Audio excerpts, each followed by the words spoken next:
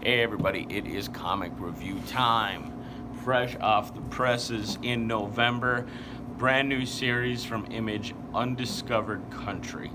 So this is sort of I believe it's set in the future, semi-dystopian world where the United States has ended all communication, all trade, everything with the rest of the world for the last 30 years. So that's where we start off. There's a group of people from there's sort of a African European alliance and a Pan Asian alliance. So there's sort of these two big factioning groups outside of the United States, which sort of control the world. They are going to the United States to hope to recover a cure for a mysterious disease that has been plaguing their populations. Of course, things go awry, wackiness ensues, but we get to see a glimpse inside the United States as it is in Undiscovered Country, and it's a real interesting take. I really enjoyed this first issue. The art is really top notch. It looks like a lot of fun. East of West is like one of my favorite comic books probably ever, and it is coming to an end soon, and that's a really cool dystopian alternate universe, what America could have been sort of thing. So this might be replacing that title for me. I really enjoyed this issue. If you're into not superhero stuff, this is going to be right up your alley. Any sort of dystopian, sci-fi, this is going to be right up your alley. The other two things I wanted to talk about today are Spawn 202 and 203. I just started getting Spawn again after over 10 years. I went and got issues 300 and 301 and was blown away. Not only is the art even better than I ever remember, the story is great, and they've brought it into a new place. I'm sure there was some stale stuff in 300 issues, but 300 was a gangbuster. They brought in a new character, which, it's been long enough, I don't feel like there's a spoiler.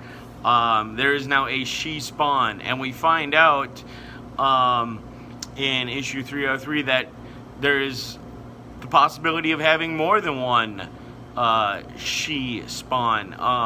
Al Simmons' Spawn took some of his symbiote and apparently buried it inside people as sort of a fail-safe, which I don't really understand the idea behind that, but I'm sure that story is going to evolve. Maybe I need to go back and check out some back issues. But his suit is composed of what's called a symbiote, however you want to pronounce it. I'm not sure. Todd, McFarlane, comment below with the correct spelling, which we already know.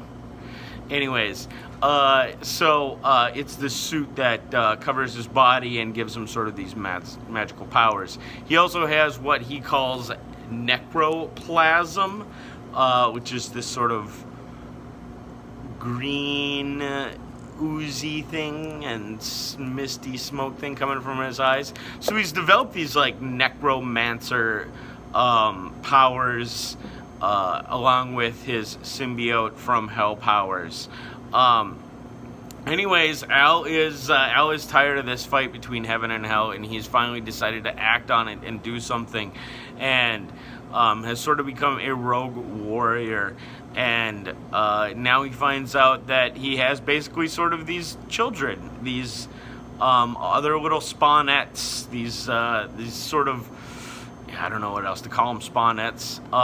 And we find out in issue 303 that there is a bunch of them running around, that there is, they have the location of these people.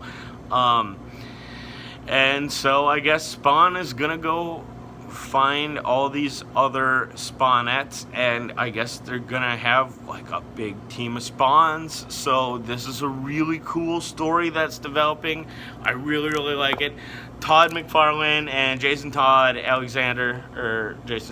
Alexander, excuse me, do phenomenal work in this series all the way around. The covers, the interior art, it looks really cool. It's really well put together. The writing is phenomenal. I am really digging Spawn right now. It's definitely gonna stay on my watch list.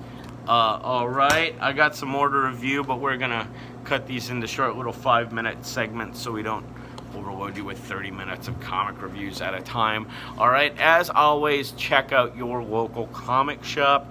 Buy back issues. That's the best way to bring in some money to those local comic book shops that are probably struggling.